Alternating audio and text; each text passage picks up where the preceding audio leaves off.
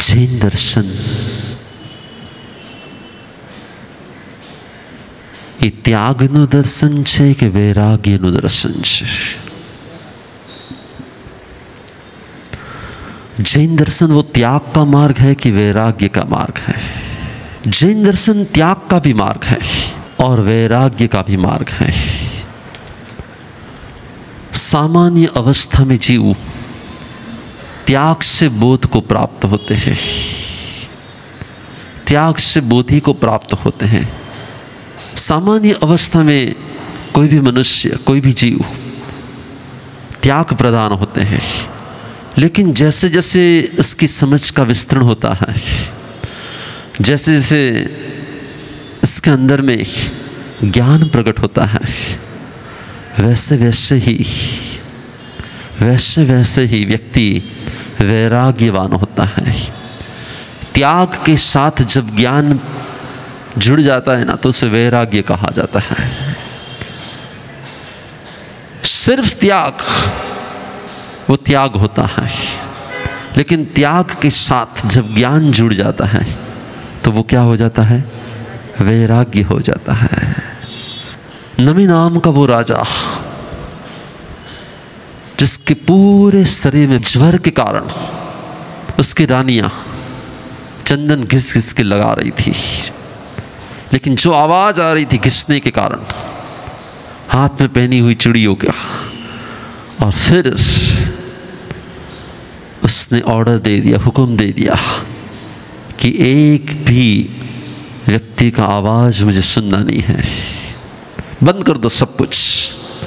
रानियों ने सोचा कि बंद कर देंगे तो चंदन का लेप नहीं लगेगा, तो हम क्या करते हैं? विवेक करते हैं, एक को रखते हैं और बाकी के सबको निकाल देते हैं। और जब रानियां एक कंकन को, एक चूड़ी को रख के बाकी की सबको निकाल देते हैं, तो लेप भी हो रहा था, चंदन भी किस्सा जा रहा था, आवाज भी नहीं आ रहा था और काम हो रहा था।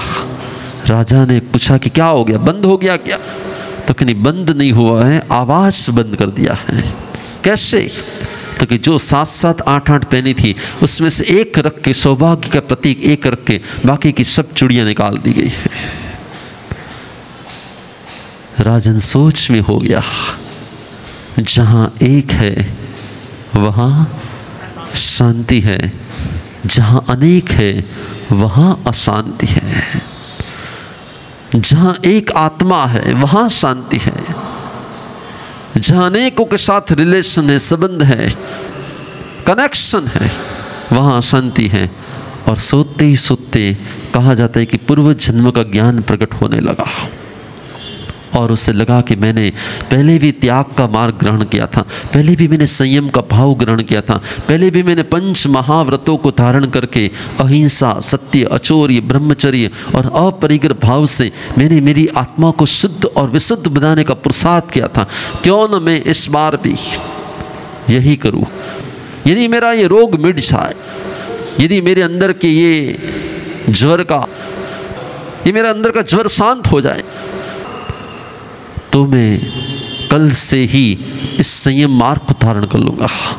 और कहा जाता है कि एक शुद्ध हृदय से, निस्वार्थ भावों से जो संकल्प किया जाता है, वो संकल्प साकार होता ही है, होता ही, चाहे कितना ही महारोग क्यों न हो, वो संकल्प साकार ही होता है।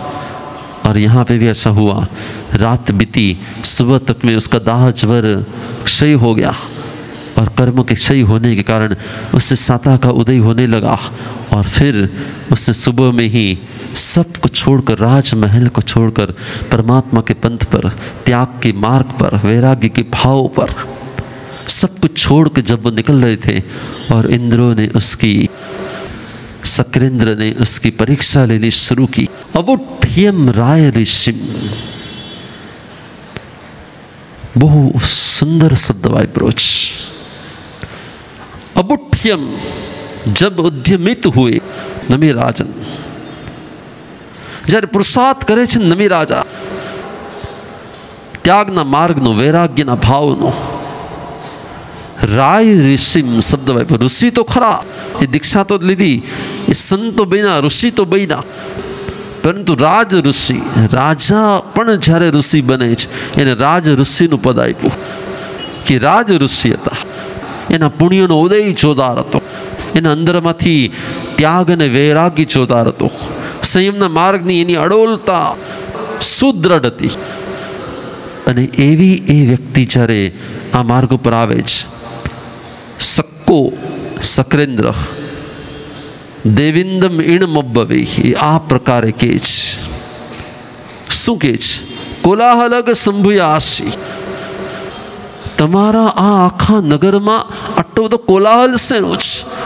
નમી જ્યારે ઘરને છોડે છે, નમી જ્યારે મહેલને છોડે છે, રાણીઓ નગરજનો બધાને ખબર પડી જાય છે કે અરે આ તો ત્યાગના માર્ગ પર નીકળી પડ્યા છે.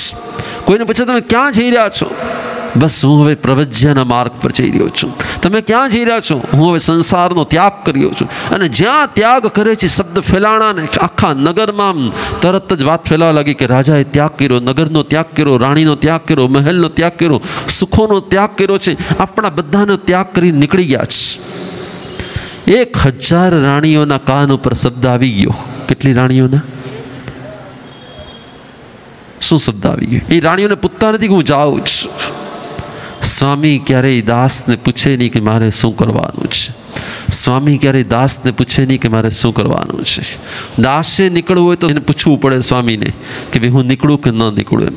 એમ કોઈ પણ પત્નીને પ્રવજ્યાનો માર્ગ લેવો હોય તો પતિની આજ્ઞા લેવી પડે, પણ કોઈ પણ પતિને નીકળવું હોય ને તેને પત્નીની આજ્ઞા ક્યારેય એને પૂછવું પણ ન પડે, એને કહેવું પણ ન પડે, એને બતાવવું પણ ન પડે, અને સીધા એ નીકળી પડે છે. જ્યારે નીકળી પડે છે આખો બધા રોવા લાગ્યા. જેને નીકળવું જ છે ને એને પાછળની ચિંતા નથી હોતી, અને જેને પાછળની ચિંતા હોય છે ને એ ક્યારેય નીકળી શકતા જ નથી. અચાનક જ્યારે નીકળે ત્યારે બધા જ રોવા લાગે છે. બધા એકદમ આમ આખો કોલાહલ થઈ ગયો, આખા નગરમાં હાહાકાર મચવા લાગ્યો. અને જે સમયે આખો કોલાહલ થઈ રહ્યો હતો, સક્રેન્દ્ર કહે છે કે તમે આ ત્યાગના માર્ગ પર નીકળ્યા પછી પાછળ જુઓ તો ખરા, લોકો કેવા રડી રહ્યા છે, લોકો કેટલા હેરાન થઈ રહ્યા છે, તમારી પાછળ લોકો કેટલા દુઃખી થઈ રહ્યા છે. શું કોઈને દુઃખી કરીને આ દીક્ષાનો માર્ગ લઈને સુખી થવું આ તમારો સ્વાર્થ નથી? કોણ કહે છે? બોલો. કોઈ પણ આત્મા જ્યારે દીક્ષાના માર્ગ ઉપર આવતા હોય એવા કેટલાયને કહેવાવાળા મળે કે તમે અમને દુઃખી કરીને ત્યાં જઈને સુખી કઈ રીતે થશો? એના કરતાં સંસારમાં રહેવું જોઈએ, અમને પણ સુખી કરો, અમારી સેવા કરો, અને તમારે જે ધર્મ ધ્યાન કરવું એ ધર્મ ધ્યાન કરો. શું સંસારમાં રહીને સાધુ દશા જેવું ધર્મ ધ્યાન થઈ શકે કે ન થઈ શકે? સંસારની કેટલી પળોજણ, કેટલાય પ્રકારના વ્યવહારો, કેટલાય પ્રકારના કાર્યો, કેટલાય પ્રકારની છકાઈની હિંસાના કાર્યો, એની વચ્ચેથી જીવ શું ધર્મનું કાર્ય કરી શકે છે? નથી કરી શકતા. જ્યારે એને કહેવામાં આવ્યું કે તો આટલા બધા લોકો રડી રહ્યા છે, હેરાન થઈ રહ્યા, દુઃખી થઈ રહ્યા છે, અને તમે આ બધાને છોડી નીકળી જાઓ છો. નમી રાજાએ જવાબ શું દીધો? મહિલાએ ચેય વચ્ચે સિયચ્છાએ મણોરમે પત્ત પુફ્ફ ફલોવે બહુણમ બહુ ગુણેશ્યા વાયણ હીરમાણમી મહિલાએ ચેય વચ્ચે. સાંભળવા જેવું છો. નમી કહે છે કે મારી આ મિથિલા નગરીમાં બહુ મોટું સરસ મજાનું વૃક્ષ હતું, જબરજસ્ત મોટું ચૈત્ય વૃક્ષ હતું. કેટલાય પાંદડા હતા, કેટલી ડાળીઓ હતી, કેટલા ફૂલ, કેટલા ફળ, આખું વૃક્ષ એકદમ ભરચક હતું. વાયણ હીરમાણમી. પણ એક દિવસ વાવાઝોડું આવ્યું અને વૃક્ષ પડી ગયું. ચૈયમી મણોરમે દુહિયા અશરણાતા એક અનંતી ભોખગા. એ વૃક્ષમાં કેટલાય પંખીઓએ માળા કરેલા હતા. એ વૃક્ષમાં કેટલાય પંખીઓએ માળા કરેલા હતા, અને એના એ માળાની અંદર એ નાના નાના બચ્ચાઓ પણ હતા. જેવું વૃક્ષ પડી ગયું એટલે આ બધાના માળાઓ પણ પડી ગયા, અને આ બધાના માળાઓ પણ પડી ગયા એટલે બધા જ પક્ષીઓ રડી રહ્યા હતા કે વૃક્ષ પડી ગયું, અમારા માળા તૂટી ગયા, હવે અમે ક્યાં જશું, અમારા માળાનું શું થશે? બધા જ પક્ષીઓ એક કદંતી ભોખગા દુહિયા અશરણા હતા, અમે તો અશરણ થઈ ગયા, અમારું જે સ્થાન હતું એ ચાલ્યું ગયું. નમી રાજન કહે છે પંખીઓ શા માટે રડે છે? તેને વૃક્ષ પડવાનું દુઃખ છે કે માળા તૂટવાનું દુઃખ છે? હલો, તેને વૃક્ષને પડવાનું દુઃખ છે કે માળા તૂટી ગયા તેનું દુઃખ છે? દરેક રડે છે તેના સ્વાર્થ નહીં, દરેક રડે છે તેના સ્વાર્થ નહીં. તો આ આખી નગરી આજ મારા ત્યાગને કારણે જો રડતી હોય તો મારા કારણે, મારા નિમિત્તે તે કદાચ જેટલા અંશે સુખી હતા, હું ગયો એનું દુઃખ નથી, એનું સુખ છીનવાશે તેનું દુઃખ છે. વ્યક્તિ વિદાય લે છે ને એની બધાને કોઈ ચિંતા વધારે હોતી નથી, પણ તમે ગયા હવે અમારું શું થશે? લોકો બોલશે શું? બરાબર છે કે હવે પછી અમારું શું થશે? એ આમ છે એની મને બહુ ચિંતા નથી, પણ એ આમ છે તો મારું શું થશે? એટલે વ્યક્તિ પોતાના દુઃખને રડે છે કે સામેવાળાના દુઃખને રડે છે? બહુ જબરજસ્ત એક વાક્ય કહી દીધું છે કે જ્યારે આપણે એ રડશે, એ હેરાન થશે, એ દુઃખી થશે, એને તકલીફ થશે એમ માનીને જ્યારે કોઈ પણ વ્યક્તિ સંસારમાં અટકી જાય છે કે ના ના એને દુઃખી નથી કરવા, મારે સંસારમાં અટકી જવું છે, તો ખરેખર તે તમે જાઓ છો માટે દુઃખી છે કે તમારા કારણે જે સુખ મળવાનું હતું તે નહીં મળે માટે દુઃખી છે? બોલો બોલો બોલો. તો કોઈ પણ વ્યક્તિ જ્યારે ત્યાગના માર્ગ ઉપર આવતો હોય ને, સંયમના માર્ગ ઉપર આવતો હોય ને, અને ત્યારે એને કોઈ વ્યક્તિ, સંસારી વ્યક્તિ ઇમોશનલ બ્લેકમેલ કરતા હોય ને, એને શું કહેવાય? એને શું કહેવાય? તારા વગર મને નહીં ગમે, તારા વગર હું નહીં રહી શકું, તારા વગર તો મારું નહીં ચાલે, તારા વગર તો મને ક્યાંય ચેન પડતું નથી, હું તારા વગર કેવી રીતે જીવી શકું? તો તેને તે વ્યક્તિ આ માર્ગ ઉપર આવતો હોય, દીક્ષાના માર્ગ ઉપર આવતો હોય, સંયમના માર્ગ ઉપર આવતો હોય, તેનું દુઃખ છે કે હું નહીં રહી શકું તેનું દુઃખ છે. એટલે કે તમે જાવ એનો પ્રોબ્લેમ નથી, પણ મારાથી જે રહેવાતું નથી ને એ દુઃખ મને બહુ દુઃખી કરી રહ્યું છે. યાદ રાખજો, સંસારના દરેક સંબંધો સ્વાર્થના શ્વાસ પર જીવે છે. શેના શ્વાસ પર જીવે છે? સંસારના દરેક સંબંધો સ્વાર્થના શ્વાસ ઉપર જીવે છે. જેમ આ શરીરને શ્વાસ ન મળે તો આ શરીર ડેડ થાય છે, એમ સંસારના સંબંધરૂપી શરીરને જો સ્વાર્થરૂપી શ્વાસ ન મળે તો એ સંબંધરૂપી શરીર પણ શું થઈ જાય છે? ધીરે ધીરે ધીરે ધીરે ડેડ થઈ જાય છે. વ્યક્તિ રડે છે તમારા કારણે નહીં, વ્યક્તિ રડે છે પોતાના કારણે.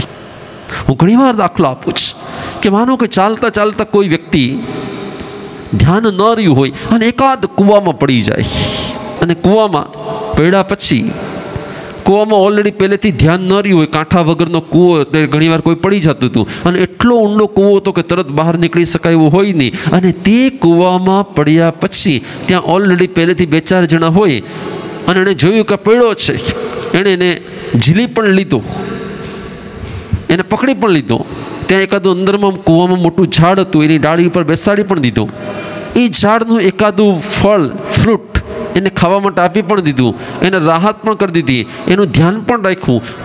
કૂવામાં નાનકડી બખોલ હતી, એ બખોલમાં એને સુવડાવી પણ દીધું, એની કેર પણ કરી, ફૂલ કેર કરી, એને ફૂલ ધ્યાન રાખ્યું.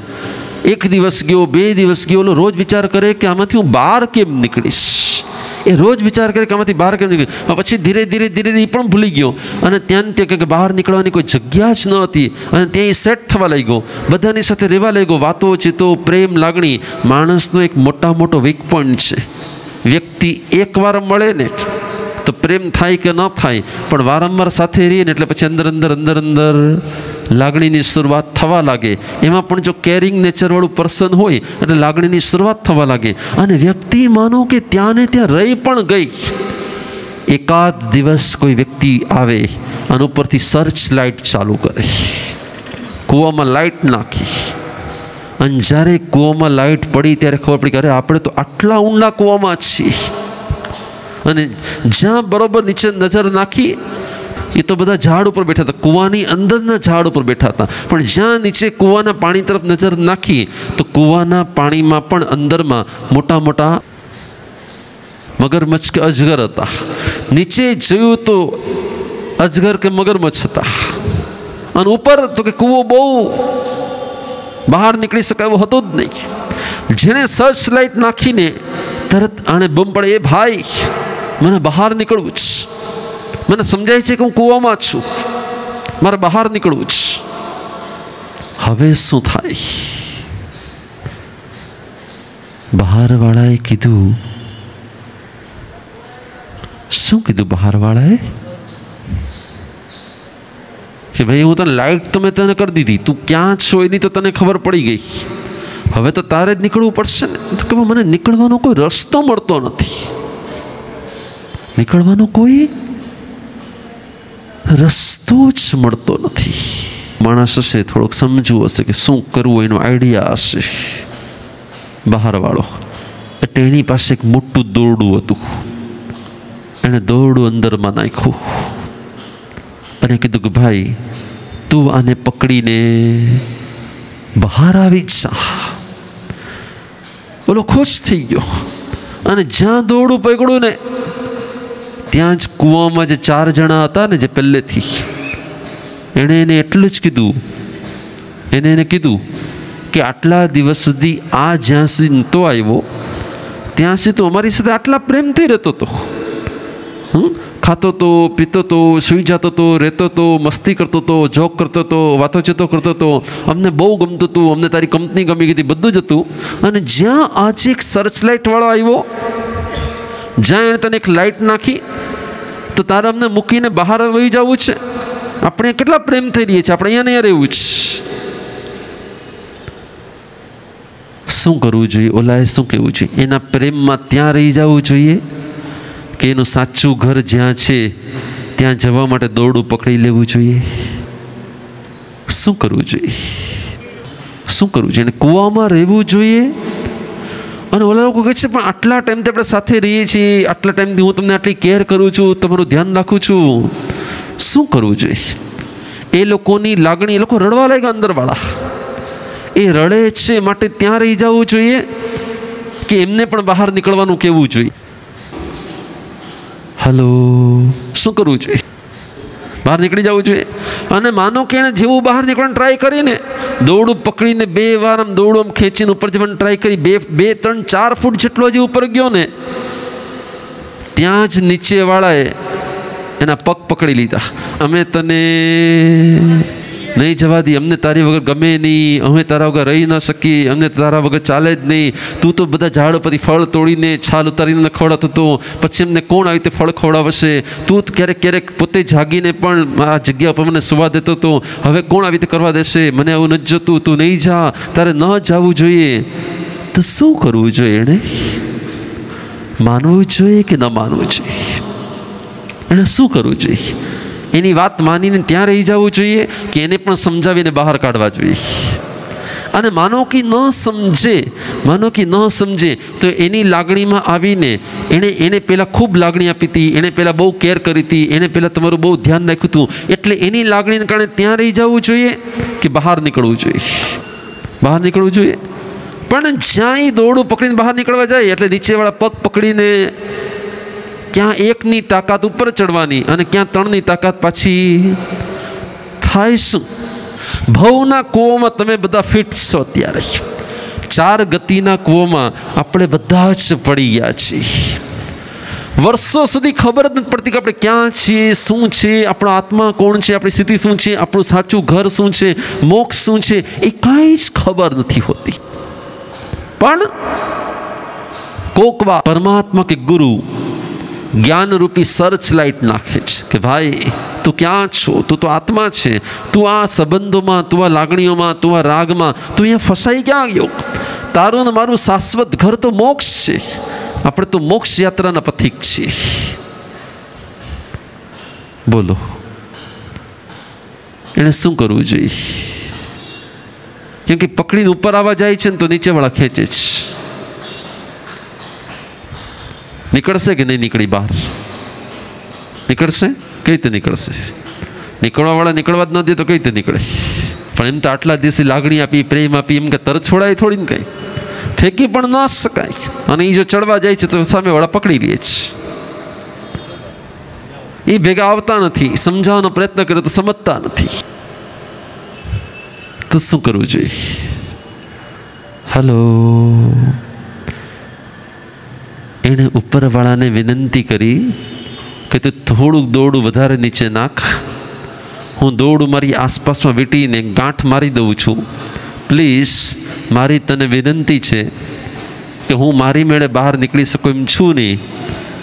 હું દોરડું બાંધી શકું એમ છું મારી સેલ્ફને, મારા શરીર ઉપર. તું મને પ્લીઝ બહાર શું કર લે. જો હું મારી મેળે નીકળી ન શકું તો કમસે કમ મને વિનંતી કરતા તો આવડે કે મને બહાર નીકળતા આવડતું નથી, તમે કંઈક એવું કરો કે તમે મને બહાર ખેંચી લ્યો. શું કરશે? એ બહાર નીકળશે કે નહીં નીકળે? અને નીકળે તો નીચેવાળાને દુઃખ થાય કે ન થાય? અને દુઃખ થાય તો એણે બહાર નીકળવું જોઈએ કે ન નીકળવું જોઈએ? કે એણે પોતે બહાર નીકળીને અંદરવાળાને પણ કહેવું જોઈએ કે જો બહાર નીકળ્યા પછી આટલું સારું છે, તમે પણ બહાર આવી જાઓ. એને પણ બહાર કાઢવા એ સાચી લાગણી છે કે એમની લાગણીમાં ત્યાં રહી જવું તે સાચી લાગણી છે? હલો, એમને પણ બહાર કાઢવા એ સાચો પ્રેમ છે કે એમની લાગણીમાં અટવાઈને ત્યાં રહી જવું એ સાચો પ્રેમ છે? એટલે એણે એટલી જ વિનંતી કરવી પડે કે હું મારી મેળે નીકળી શકું એમ નથી, મારી જવાબદારી પણ તમારી છે. તમે જો બહાર કાઢી લેતા હો તો મારી બહાર નીકળવાની તૈયારી છે. ગુરુ કાઢી શકે કે ન કાઢી શકે? જેને બહાર નીકળવું જ હોય એને ગુરુ બહાર કાઢી શકે કે ન કાઢી શકે? એને સંસારી ક્યારેય અટકાવી શકે? એને ક્યારેય સંસારી અટકાવી જ ના શકે. શું બને છે, શું થાય છે, એ બહાર નીકળે છે કે નથી નીકળતો, કેવી રીતે નીકળે છે, બધી વાત